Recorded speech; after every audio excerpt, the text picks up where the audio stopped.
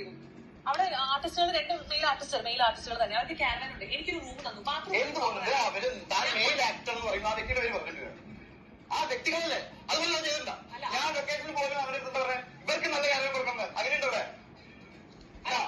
നമ്മൾ കാര്യം കൊടുത്തിട്ടില്ലേ? അപ്പൊ പറഞ്ഞു പറ്റില്ലേ? അപ്പൊ ബാക്കി ചെയ്യുന്ന ആളുകൾ ഞാൻ അപ്പൊ വ്യക്തികൾ വേറെ വ്യക്തികൾ വരുവാ. ആ വ്യക്തി വിവേകാനന്ദൻ വൈറലാകുന്നു പറയുന്ന ഒരു പടം നാളെ റിലീസാകാൻ പോവാണ്. മെറീന മൈക്കിളും ഷൈൻ ടോം ചാക്കോയും കൂടെ ഒക്കെ ഒരുമിച്ച് അഭിനയിക്കുന്ന ഒരു പടമാണ്.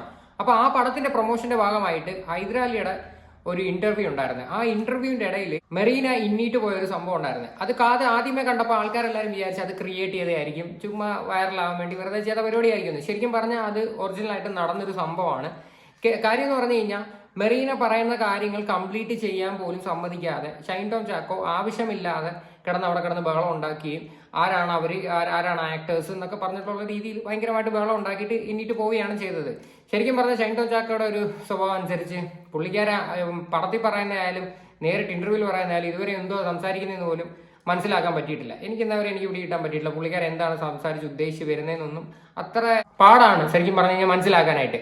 എനിവേ ഇപ്പൊ അതിന്റെ ഒരു എക്സ്പ്ലനേഷൻ ആയിട്ട് എന്താണ് ശരിക്കും പറഞ്ഞ സംഭവിച്ചതെന്ന് മെറീന ഇന്നലെ രാത്രിയിൽ ഒരു വീഡിയോ ഇട്ടിട്ടുണ്ടായിരുന്നു. അപ്പൊ ആ വീഡിയോയ്ക്കകത്ത് മെറീനയുടെ പേഴ്സണലി ഓരോ എക്സ്പീരിയൻസ് ഷെയർ ചെയ്യുന്നുണ്ട്. കാര്യം പുള്ളിക്കാരത്തി സെറ്റിൽ പോയ സമയത്തൊക്കെ അനുഭവിച്ച കാര്യങ്ങളും പിന്നെ എന്താണ് ശരിക്കും പുള്ളിക്കാരത്തി പറയാൻ ഉദ്ദേശിച്ചതെന്നും അത് പറയാൻ പോലും സമ്മതിക്കാതെ ഇന്നീറ്റ് പോയതിന്റെ റീസൺ എല്ലാം കൂടെ വ്യക്തമായിട്ട് മെറീന പറയുന്നുണ്ട്. അപ്പൊ എന്താണെന്ന് വെച്ചാൽ ഒന്ന് കേട്ടു നോക്കാം. നമസ്കാരം. വിവേകാനന്ദൻ വൈറലാണ് എന്ന് പറഞ്ഞ സിനിമയെ റിലേറ്റ് ചെയ്തിട്ട് കൊടുത്തൊരു ഇന്റർവ്യൂയുടെ ക്ലിപ്പാണ് ഞാൻ നിങ്ങൾക്ക് ഇപ്പോൾ കാണിച്ചു തന്നിരിക്കുന്നത്. ഈ ഇന്റർവ്യൂ ഓൺ എയർ വന്നതിന് ശേഷം ഒരുപാട് കോളുകളും ഇതിനോട് അനുബന്ധിച്ച് നെക്സ്റ്റ് ഒരു ഇന്റർവ്യൂ എന്താണ് സംഭവം എന്നുള്ളത് റിലേറ്റഡ് ആയിട്ടുള്ള ഇന്റർവ്യൂസിനൊക്കെ ആളുകൾ വിളിക്കുന്നുണ്ട്, സംസാരിക്കുന്നുണ്ട്. പക്ഷെ ആദ്യം തന്നെ പറയട്ടെ, ഇതൊരു മിക്ക ആളുകൾക്കും തോന്നിയിരിക്കുന്നത് ഇതൊരു സ്ക്രിപ്റ്റഡ് ആയിട്ടുള്ള ഒരു വേർഷനാണെന്നുള്ള. ഇത് ഒരിക്കലും സ്ക്രിപ്റ്റഡ് ആയിട്ടുള്ള ഒരു ഇന്റർവ്യൂ അല്ല. ഞാനത് പ്രത്യേകിച്ച് എടുത്ത് പറയാൻ കാരണം എന്ന് പറഞ്ഞാൽ ഇത് എനിക്കുണ്ടായ ഒരു അനുഭവം അല്ലെങ്കിൽ എൻ്റെ ഒരു പ്രശ്നം ഞാൻ സംസാരിച്ചതാണ്. പിന്നെ സിനിമ 19-ാം തീയതി റിലീസാണ്.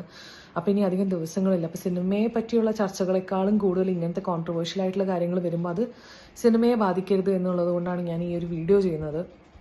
അപ്പൊ ശരിക്കും മെറീന വ്യക്തമായിട്ട് പറഞ്ഞു, ഇത് ശരിക്കും പറഞ്ഞു കഴിഞ്ഞാൽ ഒരു സ്ക്രിപ്റ്റഡ് ആയിട്ടുള്ള സംഭവമല്ല. പിന്നെ വേറെ കുറെ ആൾക്കാർ ചിന്തിക്കും മൂവി ഇറങ്ങുന്നതിന് മുന്നേ തന്നെ ഇങ്ങനെയൊക്കെ ഓരോ സംഭവങ്ങൾ ഉണ്ടാക്കിയിട്ട് വൈറലാവാൻ വേണ്ടിയിട്ടുള്ള പടം, അതായത് പ്രൊമോഷന്റെ ഭാഗമായിട്ട് ചെയ്യുന്നതാണ്. പക്ഷെ ഒരിക്കലും അല്ല, ഇതൊരു സംഭവം ശരിക്കും ഉള്ളതാണെന്ന് മെറീനയുടെ ഫേസിൽ നിന്ന് അത് മനസ്സിലാക്കാൻ പറ്റുന്നുണ്ട്. അപ്പൊ എന്തായാലും ബാക്കിയോടെ കേട്ടു നോക്കാം. ഇനി പറയാൻ വന്ന വിഷയം എനിക്കന്ന് കംപ്ലീറ്റ് ചെയ്യാൻ പറ്റിയില്ല. ഞാൻ പറഞ്ഞു വന്ന കാര്യം ഇതാണ്. ഞാനൊരു സിനിമ ചെയ്യുകയായിരുന്നു ട്രിവാൻഡ്രത്ത്. ആ സിനിമയിൽ 2 മെയിൽ ആർട്ടിസ്റ്റുകളുണ്ടായിരുന്നു. അപ്പം ആസ് എ ഫീമെയിൽ എനിക്കന്ന് ഫിസിക്കലി പീരിയഡ്സ് ആയിട്ടിരിക്കുകയായിരുന്നു. അപ്പോൾ പീരിയഡ്സ് ആവുന്ന സമയത്ത് സ്വാഭാവികമായിട്ടും ഈവൻ ഒരു റൂം ഉണ്ടെങ്കിൽ ഇപ്പോൾ നമുക്കൊരു നല്ല ബാത്റൂമും കൂടെ നമ്മൾ വേണമല്ലോ. കാരണം ഫിസിക്കലി നമുക്ക് അത്രയും ബുദ്ധിമുട്ടുള്ളൊരു സമയമാണ്. അപ്പം ആദ്യത്തെ ദിവസം സിനിമയിൽ വന്ന സമയത്ത് അവരെനിക്ക് റൂം തന്നൊരു പ്രോപ്പർ ബാത്റൂം പോലും ഇല്ല. പക്ഷെ മെയിലായിട്ടുള്ള അവിടുത്തെ ലീഡ് ആർട്ടിസ്റ്റുകളായിട്ടുള്ള 2 പേർക്ക് അവർ ക്യാരവൻ കൊടുത്തിട്ടുണ്ട്. ഈ സുഹൃത്തുക്കളായിട്ടുള്ള ആളുകളുടെ അടുത്ത് ഞാനിത് സംസാരിച്ച്, അതായത് ഒരു സിറ്റുവേഷനിൽ ഇരിക്കുമ്പോൾ സംസാരിച്ചപ്പോൾ ഞാൻ പറഞ്ഞു, ചേട്ടാ ബാത്റൂം പോലും ഇല്ല ചേട്ടാ, എന്താ ചെയ്യാൻ അങ്ങനെ സംസാരിച്ചപ്പോൾ അതിൽ വളരെ നല്ല രീതിയിൽ അവർ നല്ല മാന്യന്മാരായതുകൊണ്ട് അവർക്ക് കുറച്ച് മനസ്സിലുള്ളതുകൊണ്ട് അവർ പറഞ്ഞു വേണമെങ്കിൽ നീ ക്യാരവൻ യൂസ് ചെയ്തോട്ടോ, കുഴപ്പമില്ല എന്ന് പറയും. പക്ഷെ എനിക്ക് പിന്നെ അത് കംഫർട്ടബിൾ ആയില്ല. കാരണം അത് അവർക്ക് പ്രൊവൈഡ് ചെയ്തതാണല്ലോ എന്നുള്ളതുകൊണ്ട് ഞാൻ പിന്നെ അതിൻ്റെ പുറകെ പോയില്ല എന്നുള്ളതാണ്. അപ്പോൾ ഇങ്ങനത്തെ ഒരു കാര്യം, അതൊരു ഇൻസിഡൻ്റാണ്. അപ്പോൾ ഞാൻ ഈ ആണുങ്ങൾക്കെതിരെ മുഴുവനല്ല സംസാരിച്ചത്. ഈ വ്യക്തികൾ എൻ്റെ അടുത്ത് നല്ല രീതിയിൽ ചെയ്തിരുന്നു. അതുകൊണ്ട് എനിക്ക് ആ വ്യക്തികളുടെ പേര് പോയിന്റ് ഔട്ട് ചെയ്ത് പറയുകയാണെങ്കിൽ പോലും അത് ആ സിറ്റുവേഷനിൽ നെഗറ്റീവ് ആവുമെന്ന് എനിക്ക് തോന്നിപ്പോയി. അപ്പോൾ മെറീന ശരിക്കും പറയാൻ വന്നൊരു കാര്യം അതാണ്. കാര്യം മെറീന ആ ഒരു സമയത്ത് പീരീഡ്സ് ആയിട്ട് ഇരിക്കുന്ന ആ ഒരു സമയത്ത് നേരെ ചൊവ്വേ ഒരു നല്ല ബാത്റൂം പോലും പ്രൊവൈഡ് ചെയ്യാത്ത ഒരു സെറ്റായിരുന്നു ആക്ച്വലി കൊടുത്തിരുന്നതെന്നാണ് പറയുന്നത്. അപ്പോൾ ആ ഒരു സിറ്റുവേഷൻസ് പറഞ്ഞപ്പോഴത്തേക്ക് കൂടെ ഉണ്ടായിരുന്ന മെയിൻ ആയിട്ടുള്ള 2 ആക്ടേഴ്സ് അവർക്ക് ക്യാരവാൻ അവർ കൊടുത്തിട്ടുണ്ടായിരുന്നു. അപ്പോൾ അവർ പറഞ്ഞത് നിങ്ങളൊരു കാര്യം വേണമെങ്കിൽ എൻ്റെ ക്യാരവാൻ യൂസ് ചെയ്തോ അല്ലെങ്കിൽ ബാത്റൂം യൂസ് ചെയ്തോളാം എന്ന് പറഞ്ഞിട്ടുണ്ടായിരുന്നു. അപ്പോൾ ആ ഒരു കാര്യമാണ് ശരിക്കും പറഞ്ഞാൽ മെറീന പറയാൻ വന്നത്. അതുപോലും പറയാൻ സമ്മതിക്കാതെ ഷൈൻ ടോം ചാക്കോ കാണിച്ച കുറെ ഓവറായിട്ട് കിടന്ന് കാണിച്ച കുറെ കോമാളിത്തരമായിട്ടാണ് എനിക്ക് ബേസിക്കലി അത് കണ്ടപ്പോൾ എനിക്ക് ഫീൽ ചെയ്തത്. കാര്യം പുള്ളിക്കാരനെ സംബന്ധിച്ച് വേറെ ഏതെങ്കിലും സീനിയർ ആക്ടേഴ്സ് ഉണ്ടെങ്കിൽ പുള്ളി ഇങ്ങനെ ചെയ്യുന്നത് നിങ്ങൾ ആരെങ്കിലും കണ്ടിട്ടുണ്ടോ? ഞാൻ കണ്ടില്ല. മമ്മൂക്കയുടെ മുമ്പിൽ വെച്ചിട്ടോ അല്ലെങ്കിൽ ലാലേട്ടന്റെ മുന്നിലോ അല്ലെങ്കിൽ അതേപോലെ തന്നെ വേറെ കുറെ ഫീമെയിൽ ആയിട്ട് തന്നെ എടുക്കാം, ഫീമെയിൽ ആക്ട്രസസിനെ തന്നെ എടുക്കാം, അവരുടെയൊക്കെ മുമ്പിൽ വെച്ചിട്ട് ഇങ്ങനെ കാണിക്കുന്ന കണ്ടിട്ടുണ്ടോ? ഞാൻ കണ്ടിട്ടില്ല. കാര്യം ഷൈൻ ടോം ചാക്കോ ഇത് ശരിക്കും പറഞ്ഞു കഴിഞ്ഞാൽ ആവശ്യമില്ലാത്ത ഒരു കാര്യം. മേ ബി എനിക്ക് തോന്നുന്നു പല കാര്യങ്ങളും ഇല്ല റീച്ചിന് വേണ്ടി ചെയ്യണത് പോലൊക്കെ ഫീൽ ചെയ്തിട്ടുണ്ട്. പിന്നെ ഭയങ്കര ഓവറാണ്, സത്യം പറയാനല്ലേ. കാരണം അങ്ങ് കാണിക്കണ കംപ്ലീറ്റ് ഓവറാണ്. ഈ ഇന്റർവ്യൂസിനകത്ത് കാണിക്കുന്ന നമുക്ക് തന്നെ മനസ്സിലായി ഇയാൾ എന്താ സംസാരിക്കുന്നതെന്ന് പലപ്പോഴും അത് മനസ്സിലാക്കാൻ പറ്റിയിട്ടില്ല. എത്രത്തോളം നമ്മൾ പതുക്കെ കേട്ടു നോക്കിയാലും സൗണ്ട് ഇട്ട് കേട്ട് നോക്കിക്കഴിഞ്ഞാലും അയാൾ സംസാരിക്കുന്നത് ഇതുവരെ എനിക്ക് പിടി കിട്ടിയിട്ടില്ല. കാര്യം സിനിമയിലും അത് തന്നെ അശ്വിൻ കോക്കിന്റെ ഒരു റിവ്യൂവിൽ പറഞ്ഞിട്ടുണ്ടായിരുന്നു. ഈ അടുത്ത് പുള്ളിയുടെ ഒരു പടം കണ്ടിട്ട് നേരിട്ടും പറയുന്നത് എന്തോന്ന് മനസ്സിലായിട്ടില്ല, സിനിമയിലും എന്തോന്ന് പറയുന്നത് മനസ്സിലായിട്ടില്ല. അത് തന്നെയാണ് ഫീൽ ചെയ്തത്. അപ്പൊ എന്തായാലും ബാക്കിയുടെ കേട്ട് നോക്കാം. അതൊരു കാര്യമാണ്. രണ്ടാമത്തെ കേസ് എന്ന് പറഞ്ഞാൽ ഇത് ഒരൊറ്റ ഇൻസിഡന്റ് അല്ല. ഇപ്പം വിവേകാനന്ദൻ വൈറലാണ് എന്ന് പറയുന്ന സെറ്റിൽ ഷൈൻ തന്നെ ഇതിൽ പറയുന്നുണ്ട്, ഞാൻ അഖിലിനെ വിളിച്ച് ചോദിച്ചു ഇവർക്ക് നല്ല ക്യാരവൻ കൊടുത്തിട്ടില്ലേ. അങ്ങനെ ചോദിക്കേണ്ട ഒരു സിറ്റുവേഷൻ തന്നെ, അതായത് ബാക്കിയുള്ള കോ ആർട്ടിസ്റ്റുകൾക്ക് നല്ലൊരു ക്യാരവൻ പ്രൊവൈഡ് ചെയ്തില്ലേ എന്നുള്ളത് ചോദിക്കേണ്ട ഒരു സിറ്റുവേഷൻ എന്ന് പറഞ്ഞാൽ തന്നെ നമുക്ക് മനസ്സിലാവും അതൊരു ഡൗട്ടാണ്. അതായത് അവർക്കത് പ്രൊവൈഡ് ചെയ്തിട്ടുണ്ടോന്ന്. ഇപ്പം ഞാൻ ഒരു സെറ്റിൽ പോയിട്ട് ഷൈൻ ടോമിന് നല്ലൊരു ക്യാരവനാണോ കൊടുത്തതെന്നോ അല്ലെങ്കിൽ വേറെ ഏതെങ്കിലും ഒരു ആർട്ടിസ്റ്റിന് നല്ലൊരു ക്യാരവനാണോ കൊടുത്തതെന്ന് ഞാൻ ചോദിക്കില്ല. പിന്നെ ഈ സിനിമയിലെ ഈ സെറ്റ് വളരെ കംഫർട്ടബിൾ ആയിരുന്നു എനിക്ക്. ഭക്ഷണമാണെങ്കിലും താമസമാണെങ്കിലും എല്ലാം എനിക്ക് വളരെ കംഫർട്ടബിൾ ആയിട്ടും എന്നാലും ഞാൻ എപ്പോഴും സേഫായിട്ട് സെക്യൂറായിട്ടും ഇരിക്കാൻ എപ്പോഴും ഞാൻ ആഗ്രഹിക്കാറുണ്ട്. അപ്പം ഈ സിനിമയിൽ തന്നെ അവർ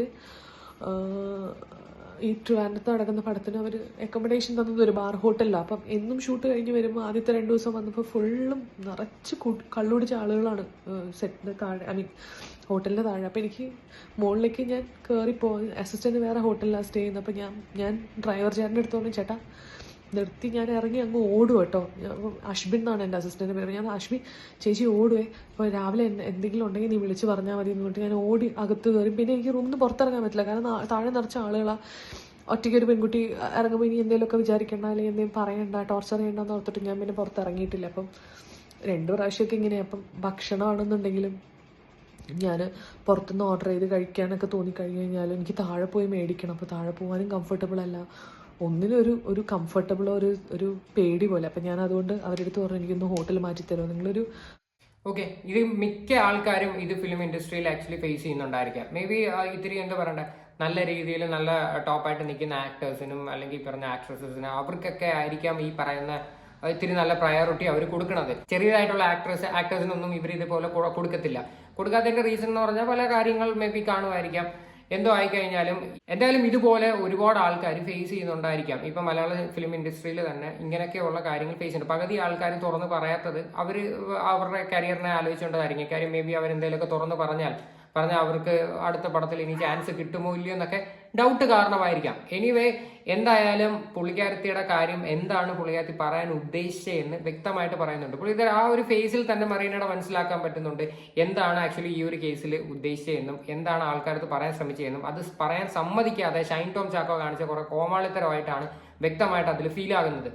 ബാറിൻ്റെ അടുത്തൊക്കെ ഉള്ളൊരു ഹോട്ടലല്ലാതെ ഇപ്പം വേറെ വലിയ ഫെസിലിറ്റീസ് ഇല്ലെങ്കിലും കുഴപ്പമില്ല, ഒരു നല്ലൊരു ഹോട്ടലിലേക്ക് മാറ്റിത്തരുമോ എന്നുള്ള രീതിയിൽ ഞാൻ സംസാരിച്ചു. 2 ദിവസം സംസാരിച്ചു. ഞാൻ തിരിച്ച് കൊച്ചിയിൽ വീട്ടിൽ വന്ന് ബ്രേക്കിന് വന്നു. തിരിച്ച് ഞാൻ പോയപ്പോഴും ഹോട്ടലില്ല. ഇവർ പറയുന്നത് റൂമില്ല ഹോട്ടലില്ല എന്നാണ്. അവസാനം ഞാൻ തന്നെ ട്രിവാൻഡ്രത്ത് വിളിച്ച് സംസാരിച്ച് നല്ലൊരു ഹോട്ടൽ ഞാൻ തന്നെ ഇനീഷ്യേറ്റ് എടുത്തിട്ട് ഞാൻ സംസാരിച്ച് പ്രൊഡക്ഷൻ അത് മേടിച്ചെടുത്തു.